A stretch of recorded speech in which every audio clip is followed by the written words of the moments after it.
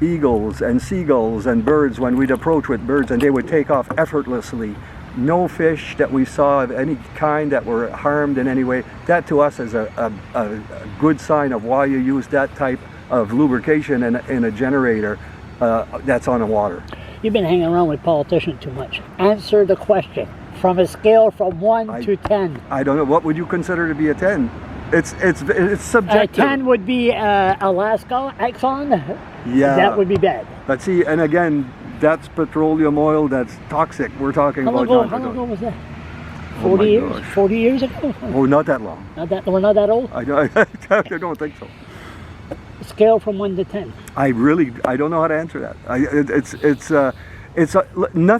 No environmental issue is welcomed by our company in any way, shape, or form. I can guarantee you that. Of course not. So it's not something we enjoy, and we take a lot of pride. For example, in our business and all the generation we have across New Brunswick, more than 80% of our generation is non-emitting, no carbon. So, and we're very proud of that, and we know there's more to be done, but we also have those cold winter months where we have to have our base plants. Right? How many liters was leak? Out of Mactaquac? Yeah. So from our preliminary work, we didn't know at first because we had to pump out the water from the turbine. It's approximately 1,200 gallons is our guess. 1,200 gallons, so what would that be from a scale of 1 to 10?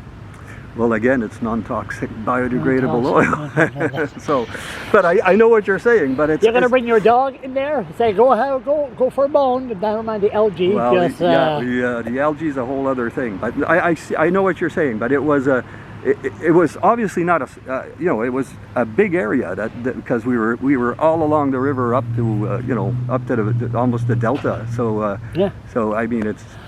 That's why some people were upset with me that I said you spill, or we still don't know. Listen, I've got no issues with you. How many liters you said? I don't know liters, gallons. It was 1,200 12, gallons. and that's a pretty. Yeah, and you got to remember the turbines are enormous at Mactaquac, right? So because we crank out about 700 megawatts of electricity with all 6 of them going. So they had some contractors from Miramichi, I saw. Yes, we had Sutherland, they helped out, but the key contractor that helped out, and we were overseeing them, was from Nova Scotia, ECRC, Environmental, I can't remember all the words in there, but they're very, very professional, and they were very good. So did they clean up a lot? They cleaned up a lot. So this is how the cleanup went. A lot of places they would look at visually. You would think it'd be a little more high-tech, but it isn't. But they take skimmers that you'd use the same as in a pool, and you take the film off, you put it in bags, and then you put it in a big container that goes to a landfill, and it goes in the proper area of the landfill. They've got socks, they call it, which is big white booms that go along the side of the river. They absorb some of that oil as well. But again, the rain and the sun on different days help biodegrade and break it up. You saw the video I made at the Bucket Club? Yes. The water, is that still there? You would still find a few spots where today, for example, we have a couple of guys, 3 or 4, that are on the river, and they're going at different spots to see and inspect different areas of interest for us, and we're going to keep cleaning as we go along. But the biggest amount is gone. It's gone. So what did you do? Did you that turbine is shut down? Yes. And all sealed? It would have to be. It's not. We're not there yet. But they put a barrier behind it, obviously to keep the water from going on inside, so that they can work on it. And then they have to cut some bowls, put some new bowls, put a new seal. It's going to be a little while before it gets up. When are they going to do that? It's going to be in the months ahead. Yeah. During the winter. No, certainly before winter comes. Yeah. Is that how much a big job? Not a big job. Not as big as you would think. And then there's many technologies now that weren't available when Mactaquac was built 53 years ago. So there's a good possibility when the Life Achievement Program happens and we start looking at options for those, it might be a totally different kind of unit. So for those idiots online that said I said it was a huge spill, it was just a tiny spill, maybe those idiots owe me an apology, which we don't even know who these people are. But that's anonymous. People shouldn't be putting anonymous comments anywhere. It's sad. That's another story. But I call them idiot, coward, jerkface. That's what I call it. They're so brave behind a monitor. I hear you. But that's another story. We see that on Twitter a lot. Oh yes. Yeah. So did I miss anything? No, I think you've got it all. all. We're going to continue to work work with the Department of Environment and our First Nations communities, and we have a good working relationship with all of these individuals. And like I say, you know, we take the environment seriously. It's not something we relish in any way, shape, or form. We took some immediate action. It was our #1 priority to clean up the river. There's still some spots to be done. But a big help for us was the big rain that helped break everything up, evaporate it, biodegrade it. We're not going to dig on the beach, or if there's some... We're very pleased with how things have progressed. Very good. And there's one more thing I want to say right quick. How many people were involved in this? There would have been dozens, because not only do you have people that are on the river, but you have senior people, you have people that are coordinating the entire effort. So we had some meetings where there'd be, every day we'd have updates twice a day, command center type updates. Not on the website. On Teams. Not on the website. It wasn't on a website, but it was on Teams. How come it wasn't there? Okay, well, continue. It's pretty technical, some of it, but there was many people involved in the effort, and they worked very well together. And of course, you always learn lessons from everything, so we'll learn lessons from this, and if anything ever happens again, heaven forbid, we'll be even more coordinated. As you know, the Mactaquac Dam is getting old, very old. Yes. People are scared. That's why one of the reasons NBPOWER, when Sean Graham wanted to sell NBPOWER, the good old days, and Quebec Hydro said, we don't want the responsibility of the Mactaquac Dam. That was before your time too.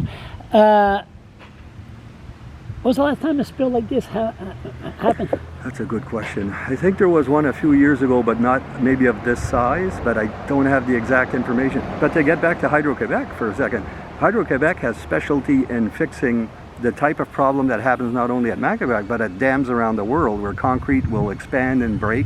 Yeah. And they're going to be helping us in a big way on the Life Achievement program. What are you trying to do as communication? Keep your job and sell NBPOWER to Hydro-Quebec? No. You're kissing ass. Hey, no, but you know what? You're a non-union employee. You kissing ass for the future? But you know what? I'll tell you what.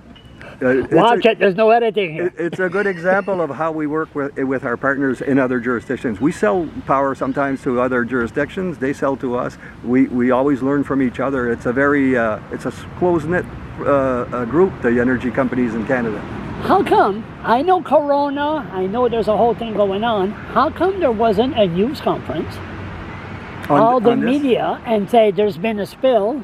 And really, how come the media hasn't touched this? Well, I can't speak for the media. I know, I'm not sure, but I'll tell you. No, but how come you didn't put a release and say, listen, we're going to meet here, there's a spill? Yeah, but I'll tell you what we did though. And you went on Twitter.